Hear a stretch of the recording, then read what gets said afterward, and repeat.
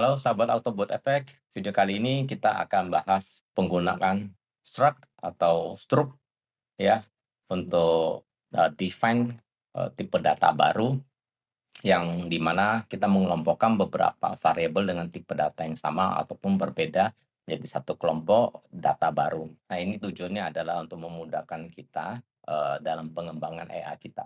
Karena data kita akan lebih rapi, lebih terstruktur, sehingga untuk proses pengembangan lebih mudah kita menyusun algoritma pada AI kita. Baik, kita langsung ke code-nya aja. Kita langsung bikin file baru.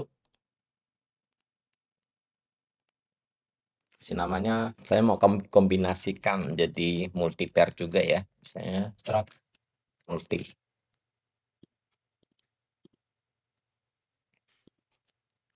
Ya, kita mulai dengan bikin struct-nya dulu. Jadi untuk bikin struct tipe data baru, kita menggunakan keyword struct. Nama tipe datanya misalnya adalah stpair. Ini harus diakhiri dengan titik koma ya.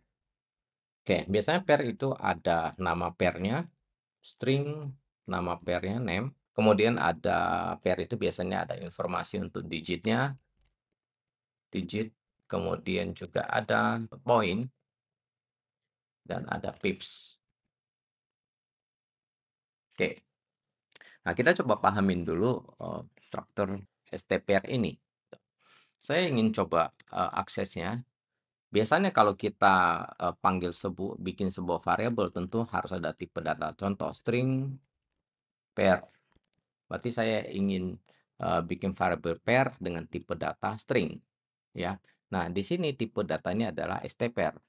Ya. Jadi, saya akan buat stpair, variabelnya adalah pair. Oke. Nah, pada saat kita buat seperti ini, ya, kita sudah membuat variabel baru dengan tipe data stpair. Kita coba lihat akses datanya. Nah, untuk akses datanya kita bisa panggil nama variabel, kemudian titik adalah variabel di dalamnya. Tuh. Sebagai contoh, saya akan print, ya, misalnya pair,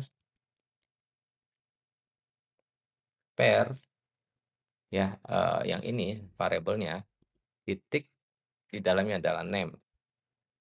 Oke. Kemudian informasi digit, pair titik digit. Dan informasi point, pair titik point, dan pipsnya pair titik pips. Oke. Ini tipe data baru yang kita buat ini belum diinisial. Nah, otomatis informasi nilai pada variabel-variabel ini masih random, ya. Coba kita jalankan, kita compile dulu. Oke, berhasil dan kita coba jalankan. Kita lihat datanya. Pada saat dijalankan, pair-nya tidak tahu, digitnya berantakan, poinnya juga nggak jelas, ya. Oke, ya. Nah, karena itu kita perlu melakukan inisial. Cara inisialnya kita bisa membuat konstruktor. Nah, konstruktor itu void dengan nama sama dengan nama data struct itu sendiri, jadi stpair. Oke. Nah, di sini kita name, kita kosongkan atau kita isi simbol. Kita akan buat digitnya, digit, simbol, info integer, pair-nya kita menggunakan name dan simbol, digit. Oke. Untuk poinnya kurang lebih sama, simbol, info. Nah, karena point ini double, maka kita menggunakan info double, name, dan simbol point. Sedangkan untuk pipsnya kita akan ambil dari digitnya. Jika dibagi 2 sisanya 0 berarti dia adalah bilangan genap, maka genap itu biasanya kita tidak perlu kalikan dengan 10, tapi kalau ganjil kita akan kalikan dengan 10. Oke, di sini kita sudah dapat semua informasinya gitu. Sebetulnya untuk pair itu informasi lainnya bisa seperti ada informasi as, harga bit, split ya, tick value dan seterusnya gitu. Tapi biasanya value itu bergerak berubah terus ya, jadi kita tidak kelompokkan di sini. Nah, kalau kita masukin ke sini tentu itu akan membutuhkan update lebih rutin untuk mendapatkan harga terbaru dari harga bid, ask, spread, dan seterusnya, gitu. Oke, contoh kalau kita sudah jalankan seperti ini tidak ada perubahan di code-nya, karena pada saat kita define seperti ini, otomatis bagian ini akan dijalankan, ya. Oke, kita coba lihat, kita compile dulu apakah ada error. Oh ya, ini ada warning ya, warning bahwa untuk tipe datanya, ini digit itu kan kita define sebagai integer, sedangkan return dari integer digit ini adalah long, maka kita perlu convert menjadi integer gitu. Karena digit ini dulu kita store datanya juga kecil, jadi kita tidak perlu pakai long, cukup pakai int aja, integer aja. Oke, kemudian masih ada error yang lain adalah, oke, ini titik dua, oh ini kali ya, kali 10 kali poin ya. Oke, sudah tidak ada error, kita bisa langsung jalankan dan kita lihat hasilnya ya. Bahwa pairnya sudah ada, pair euro, digitnya 5, poinnya sudah ada, pipsnya juga sudah ketemu. Jadi yang 5 digit itu di-convert menjadi 4 digit untuk pipsnya gitu. Oke, kenapa ini euro? Karena kita jalan di chart euro gitu. Nah, saya ingin coba set supaya nilainya tidak mengikuti chart. Misalnya saya ingin jalankan code kita di chart Euro USD, tapi kita mengakses informasi di pair lain seperti JPP USD ataupun di XAU gitu. Jadi saya akan buat function untuk set pairnya gitu. Oke. Nah, di sini kita akan update name itu menjadi pair. Kita update menjadi pair gitu. Nah, tentu pada saat kita update pairnya berubah ya, informasi data ini semua juga akan berubah. Ya, jadi ini perlu kita update kembali juga. Artinya code ini pun juga harus kita copy dan pindahin ke sini gitu. Ya, tapi saya lebih suka untuk pengulangan seperti ini bisa kita sederhanakan ya. Jadi ini kita tidak usah berulang, kita bikin function tersendiri ya. Kita buat lagi misalnya void inisial ya, di code yang tadi kita pindahin ke dalam sini. Nah, di sini kita tinggal panggil inisial aja. Oke, inisial. Oke, kita coba compile. Oke, sudah benar. Nah, seperti ini ya, tentu kita sudah bisa set nilai baru. Jadi pair itu kita bisa set pair. Misalnya saya ingin masukkan pair tadi jalan di euro ya, kita coba jalankan di GBP P USD. Nah, karena pair yang saya gunakan ada suffixnya, jadi saya harus tambahin suffixnya juga. Seperti ini gitu. Oke, kita coba cetak juga informasi ini. Saya juga akan cetak kembali informasi ini.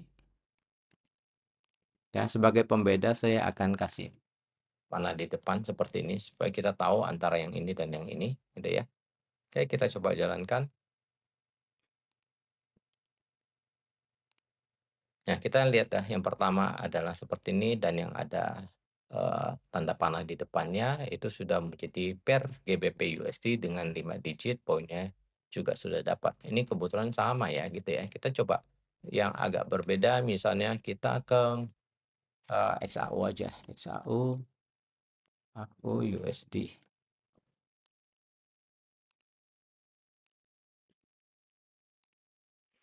Ya, kita XAU, kita lihat ini 2 digit ya, poinnya sudah berubah. Karena sama-sama 2 digit aja berarti udah genap, maka pipnya sama. Kalau tadi sini digitnya kecil, ya ada 5 digit, makanya diubah menjadi 4 digit gitu. Oke. Ya, sekarang kita mau coba aplikasikan menjadi akses dalam multi pair gitu. Jadi saya akan bikin array dengan menggunakan tipe data ini gitu. Jadi saya akan buat sebuah array menggunakan stpair ya, array pair. Misalnya saya bikin ada 3 pair di dalamnya. Oke, ada 3 pair. Nah, ini saya komen dulu.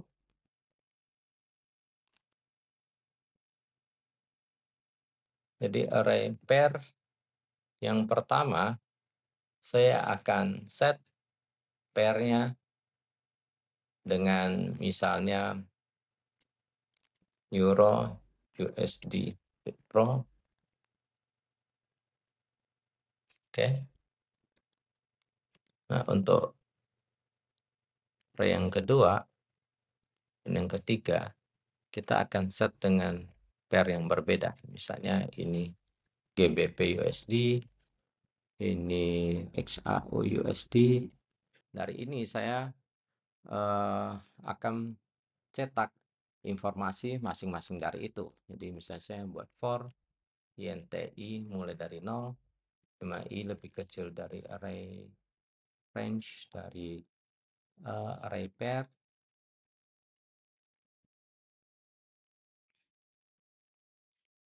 Kita akan cetak informasi kurang lebih seperti ini.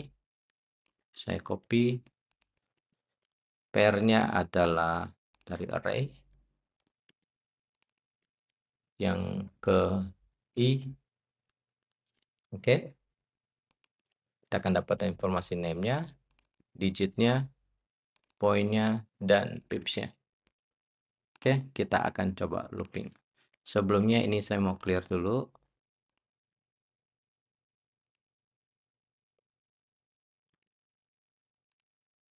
Ya, akan tercetak di sini. Saya stop dulu.